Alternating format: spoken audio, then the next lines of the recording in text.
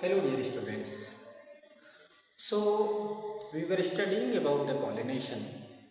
In the last lecture we had discussed about the types of the pollination based on the source of the pollen grain from where it is coming, and we had seen different types of pollination. For example, we had seen autogamy. In autogamy,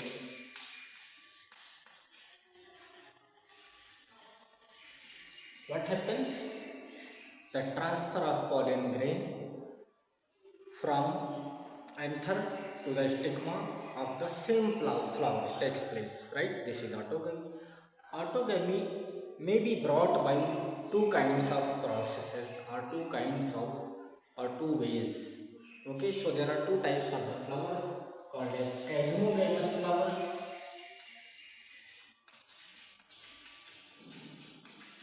and there are listogamous flowers, right? So you have seen that chasmogamous flowers may or may not perform the autogamy, but listogamous flowers are essentially autogamous, right? So we had seen the example of this kind of the flowers where you have both these arrangements, okay? So after autogamy, we saw J-tenogamy. So what is J-tenogamy? J-tenogamy is kind of pollination. Pollination is nothing but transfer of pollen grain from anther to the stigma of the carpel, right? So in the autogamy, the transfer takes place in the same flower. In J-tenogamy, the transfer takes place in the different flower on the same plant, right?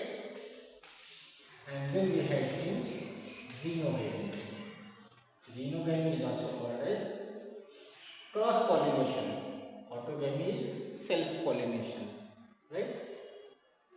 So we had seen that most of the pollination is actually xenogamy. So after having discussed these types of the pollination, now we will study next topic of the pollination, which is the agents of pollination.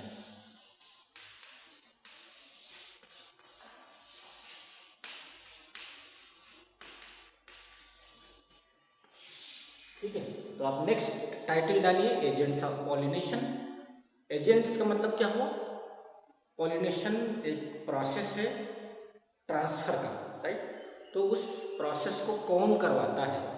Who is responsible for that transfer? What is the medium which brings about this transfer? That is called as agent. Okay, तो agents of pollination में अगर हम बात करें तो you will have two principal kinds of the agents which are responsible for pollination. So first is abiotic agents or physical agents. So abiotic में आपका क्या क्या हो जाएगा? For example, air, the pollen grain can come out into the air and then it can float into the air and it can go and land on the stigma. So that is called as pollination by an abiotic agent. So air can help the pollination, water can also help the pollination, right? And there can be biotic agents or biotic factors. For example, large variety and large number of the animals, insects, bees, birds, all these things, right? So we will see these two factors now in detail in the agents of pollination. So let me tell you that abiotic factors, this is not very common, but this is very common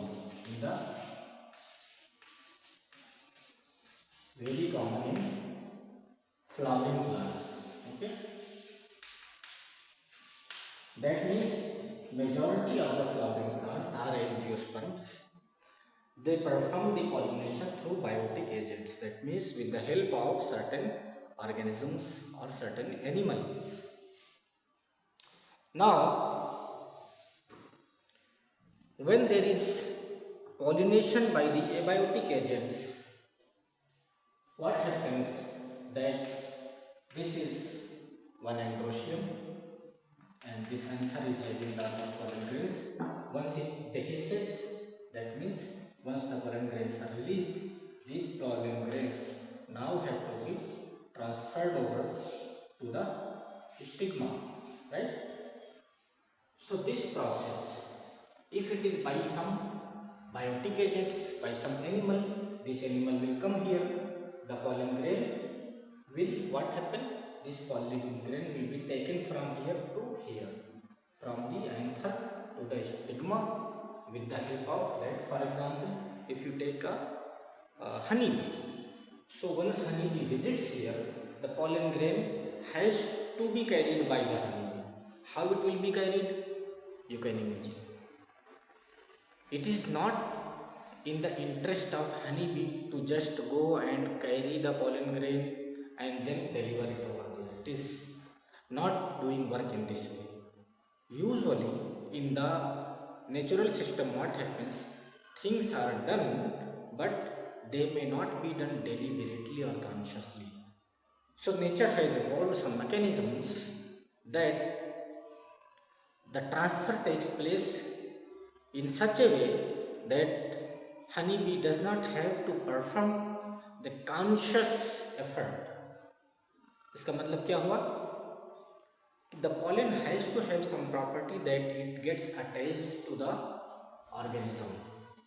So in other words, the pollen grain in case of the biotic transfer, this needs to be sticky. So pollen grains are mostly sticky. Only then they will get attached to the organism or honeybee, and once the honeybee visits the female portion or the gynoecium, this will get transferred. Okay, it will stick to the honeybee and then it will land to the stigma. So this sticky nature is very important for the biotic transfer. However, for the abiotic transfer, if it has to float in the air, what is the very essential feature? It has to be very light, right? अगर हल्का होगा तो easily हवा के में float करके जा सकता है, अगर भारी है तो it will settle down on the earth or on the substrate, right? So it has to be very light. Then usually it is, the flowers will not be very attractive,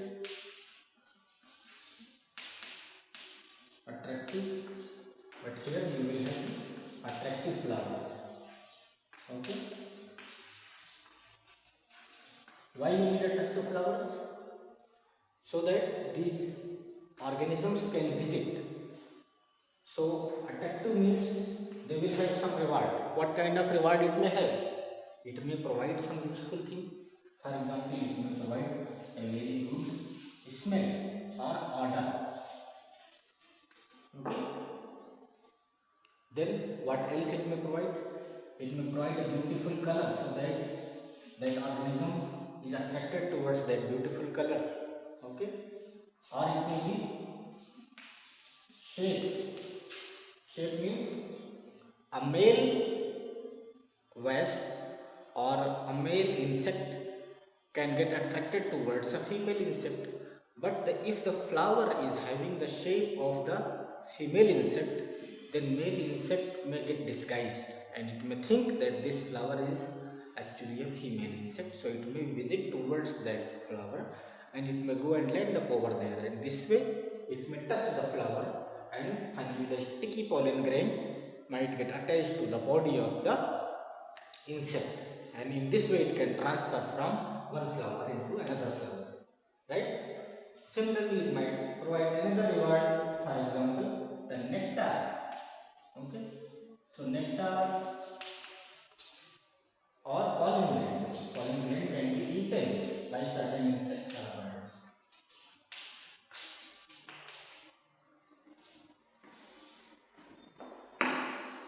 Whereas for the pollination, when it is happening by the abiotic factors, what will happen? It has to be light, it need not be attractive, so the flowers will be not very colorful usually.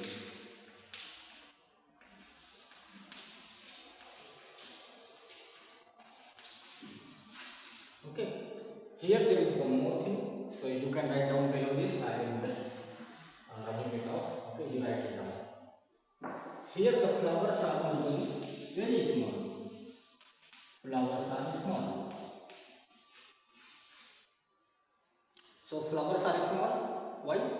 Because the pollen grain just needs to be shed from the anther, and then it needs to reach to the stigma. Even if it is very small, it doesn't matter. So it is economical for the plant to have very small flowers. But there should be numerous pollen grains. Numerous or abundant.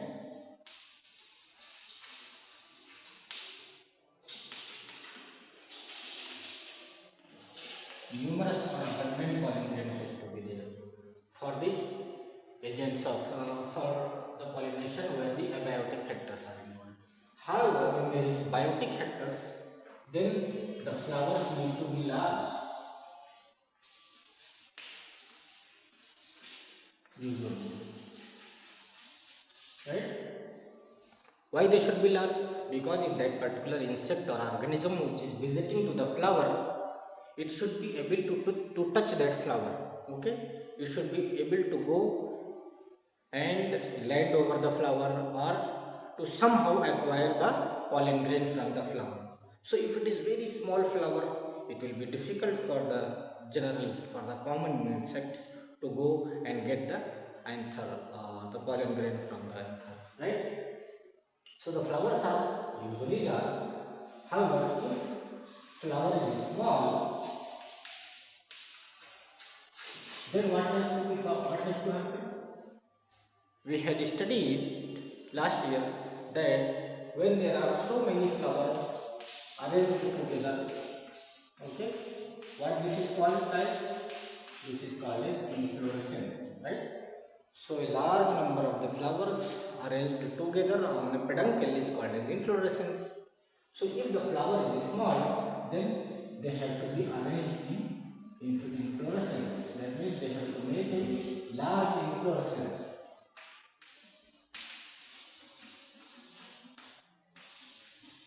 Okay. So even if the flower is small, there has to be enough sized inflorescence so that the flowers can come in contact with the biotic agents. Okay. Here the pollen grain again may not be needed to be very abundant or very numerous, because they are carried from anther to the stigma by these particular candidates. However, when you are using air or water, then what happens? It has to be just dispersed and floated in that particular environment of the air or water. So that needs to be very numerous in the number.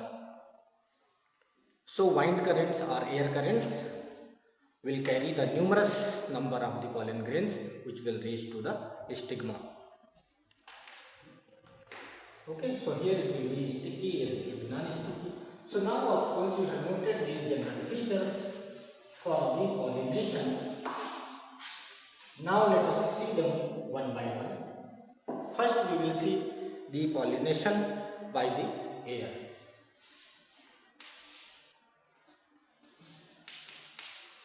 So air pollination or pollination by air. You make a subtitle, air pollination or pollination by air. So as we have seen, what is the requirement for the air pollination? It has to be very light pollen grain, right? Then it will be non-sticky pollen grain, and it will be numerous or abundant, right? Then if you see, this is a structure of the anther, this is filament, and this is a androecium, okay, or stamen. So what will happen? This has to release this pollen into the air. So these numerous pollen grains which are present inside the anther, they have to be easily released and dispersed into the air currents. So the stamens have to be exposed, or the anthers are exposed to anthers are exposed to disperse the pollen grains into the air current.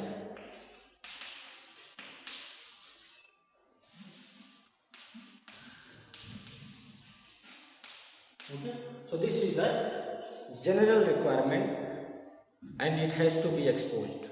So once it has shed out, once it has dispersed the pollen grain, then it goes into the different air currents all around, and then what happens? The stigma will be there, okay, and it has to land on the stigma. So this stigma also has to be accessible to these pollen grains which are floating in the air. So what is the requirement for the stigma? The stigma should be capable of receiving these pollen grains which are floating in the air. So how it should receive? To enhance this reception from the air or water currents, now this stigma also needs to be sticky. Okay? In the air pollination, the pollen grains are not sticky, but stigma needs to be sticky.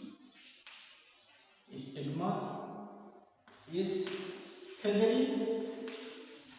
Why feathery? So that it can just float around and catch up. If it is rigid, sitting at one place, chances of catching up the pollen grain will be lesser. But if it is feathery and if it is numerous, then it can easily catch up the pollen grains. So that is why stigma is feathery and sticky in nature, so that it can capture the pollen grains, okay, and it can trap the pollen grains.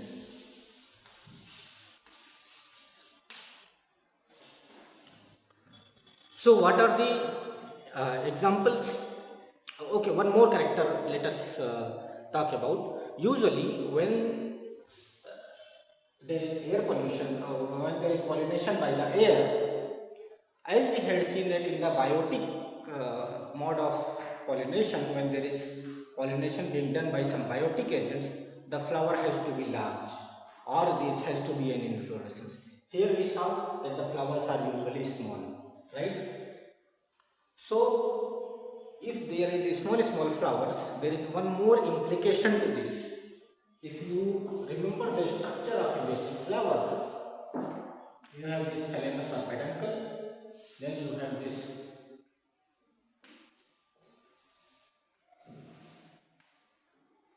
stamen, carpel, and then you have this corolla petals, right? So what happens that if the flower is small, which is the case usually in the pollination when it is brought about by the abiotic agents. So if the flower is small, usually it will have one ovule. Okay, so usually for this, for the flowers which have the pollination by the air, they will have single ovule, usually one ovule. Monolocular ovary. Okay, in each ovary, if this is one ovary, it will have only single ovule. Okay, this is the ovary. So it will have single ovule. It will not have multiple ovules. जो आप P देखते हैं मटर का जो होता है, ठीक है, पॉड शेप, उसमें बहुत सारे ओव्यूल्स होते हैं, वही बाद में सीड बन जाते हैं, राइट? ओव्यूल सीड में डेवलप होता है और ओवरी जो है वो फ्रूट में डेवलप होता है. तो अगर आप पी प्लांट देखो तो उसमें बहुत सारे मटर के दाने होते हैं. तो each seed of the P is coming from the each ovule. एक पॉड में बहुत सारे मटर के दाने हैं, that means it is having multiple ovules in that ovule. But here whenever there is air pollination, usually there will be single ovule in each ovule. So this is also one characteristic, important characteristic. Okay. So what are the examples? There are numerous examples.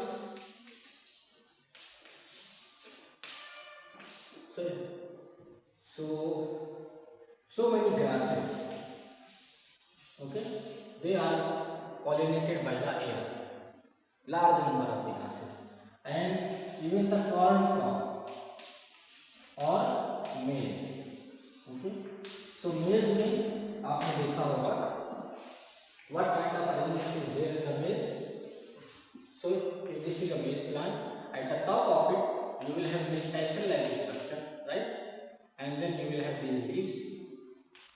Here you will have this cob, which will have lot of these feathery hairs, okay, coming out from the top. Okay, so here this topmost portion or tassel, this is the male flower in the maize plant. So this is having the anther, and then this is having the female flower, and these bunch of hair-like things which are emerging out, these are actually nothing but styles. Okay, so this is stigma, and then this is the style, and this is ovum. So here they have the stigma, and this long thread line, they are the elongated styles in the maize plant.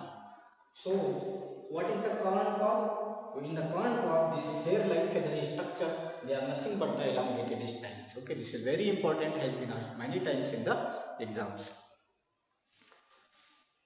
So this is the typical example of the air pollination, where the pollen grains are fall down and they are captured by this feathery stigma, and then the pollen lands upon the stigma and it does the fertilization. Okay. So now, after having discussed the air pollination, let us see the pollination by the water.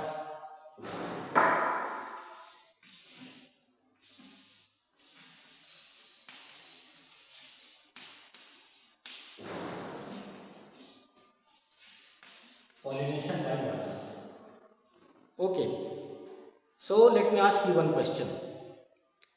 Do you think that all the aquatic plants will have the pollination by water? What do you think? No. All aquatic plants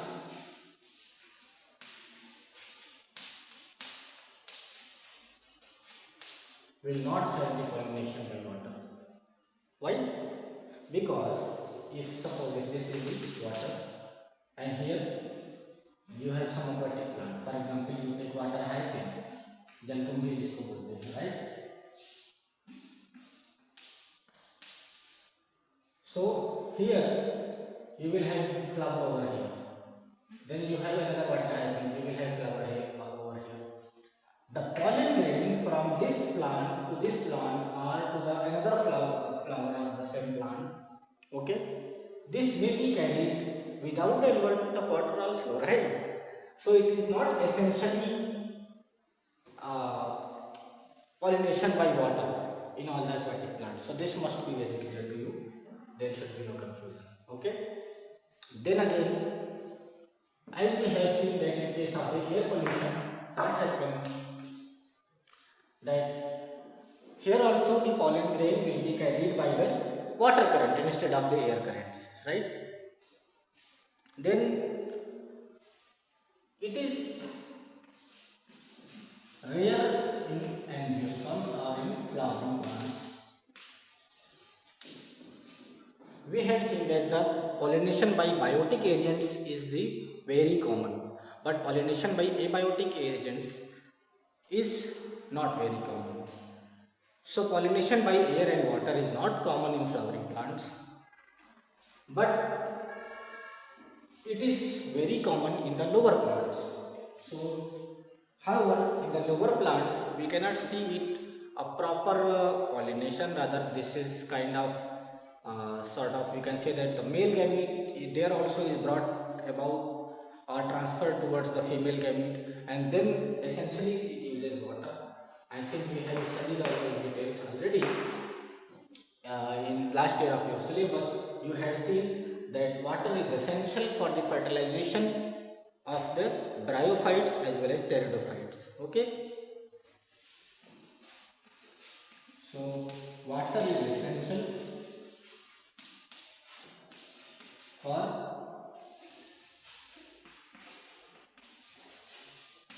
fertilization of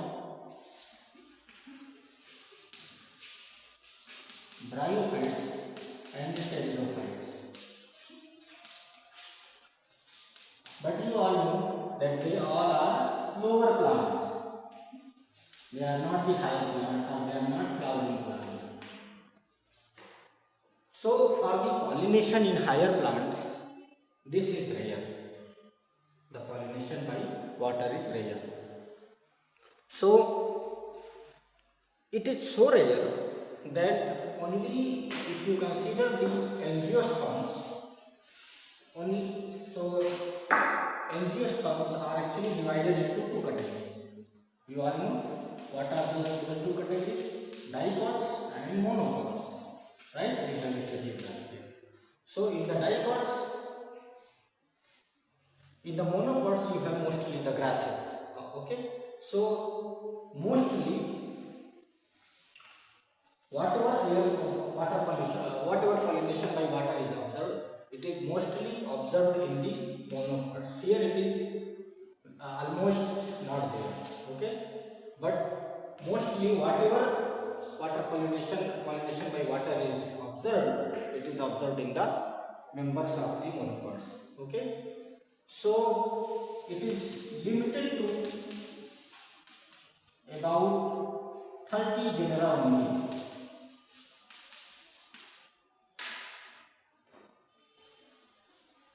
Limited to about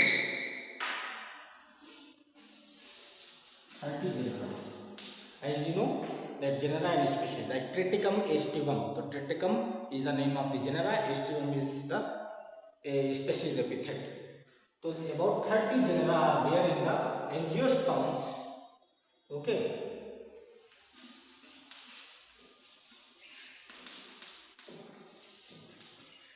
About 30 genera are there in the angiosperms which show the pollination by water, and most of them are monocots. Very few are dicots. Okay. So very few. So don't get confused. Here I don't mean to say that most of the monocots have the pollination by water. Rather, the pollination is very rare in the angiosperms, and it is limited to only about 30 genera of the angiosperms. And most of these 30 genera, they are actually from the monocots. That is what I mean to say over here. Okay, so this should be clear. Now, once we have seen that the pollination takes place by water, if you imagine that how does it operate, as we had seen that when the stamen is there in the air, then it will be exposed, and once it dehisces, the pollen grains will come out and they will float into the air currents and they will be carried over to the distant places onto different flowers, right? But what happens in case of the water? There are two possibilities. One possibility is that suppose if this is the water body, this is another water body. Okay. So what happens that the female flower may have an elongated stalk and it may reach to the surface of the water. The female flower may reach to the surface of the flower, and male flower or the male gamete itself on the pollen grain. Okay, gamete means pollen grain over here, right? So male flower or male pollen or male gamete or the pollen grain, when it is shed from the male flower, it will come out. This is male flower. So it will reach to the surface of the water, and then while floating, it will reach to the female flower. So in this way, the pollen grain will not be floating inside or beneath the water surface, rather it will float over the surface, and while floating over the surface, the pollen grain will reach to the stigma of the female flower, which is floating over the surface of the water, and then this chance event of meeting of these female gamete or rather female flower with the pollen grain will actually help in the pollination, right? Here the example is Vallisneria. Okay, so Vallisneria का जो species है, so there is a figure in your textbook, you can go and see over here. There एक clear figure बना हुआ है. There you can see that how this pollen grain is floating and it is reaching to the stigma. So another possibility is that the female flower, instead of reaching to the surface and floating over the water surface, it remains submerged, the female flower. Similarly, male flower also remains submerged, and when the pollen grains are released, pollen grains keep floating in the water.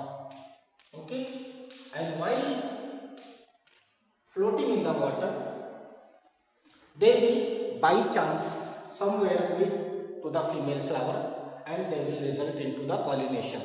Okay, so here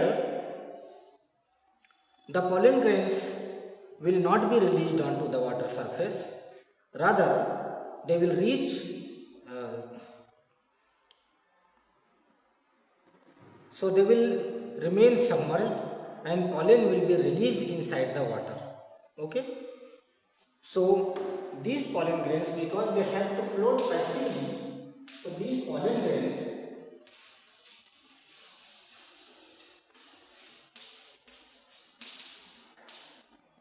may have a ribbon-like structure, ribbon shape, which helps them to float and move around.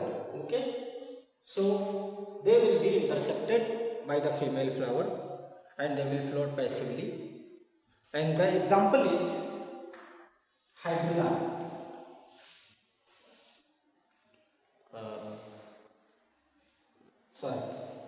Rather here the example is mostly sea grasses. Okay, sea grasses. Hydrilla has pollination similar to the Vallisneria. So hydrilla is different. Hydrilla is a plant. Hydra is an animal which we had studied last year. Okay, so don't get confused between hydrilla and hydra. So hydrilla is a plant which shows the pollination by water. Sea grasses, mostly marine grasses, for example, Zostera, show this kind of the water pollination or pollination by water. Zostera. Okay, I am underlining because it is a scientific name. It is a botanical name. So Zostera is a seagrass, lives in the marine aquatic environment, and here it follows the pollination. So now we already have seen that the pollination, when it is happening by the air, the flowers will not be very colorful, the flowers will not be very attractive, they will not have much reward like nectar or pollen grain. Similarly, in the case of the whenever there is pollination by the water, here also the flowers will not be very large and they will not be very attractive, they will not be very colorful, and they will not have nectar. One more important point which we should consider over here is that whenever there is pollination by water, this pollen grain, it comes into contact with the water, right? So water will cause damage to the anything, right? If something is kept in the water, what will happen? It will start rotting or it will start damaging. So this pollen grain, which is now being released onto the surface or inside the water, it needs to be protected. So to protect this pollen grain, there is a mucilaginous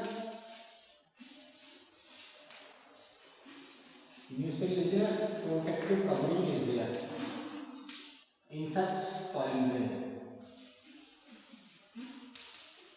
Okay, so this mucilaginous protective covering is present in the pollen grains where there is pollination by water.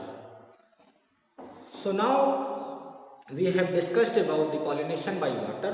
We had seen example. So there is one more thing. Let us see, as I have indicated to you earlier also, that there are some aquatic plants which remain floating on the water, like water hyacinth and water lily. I had told you, right, in the beginning of this topic itself.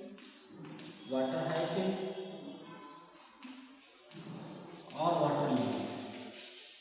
So in these plants, they are aquatic plants, but they keep floating on the surface of the water.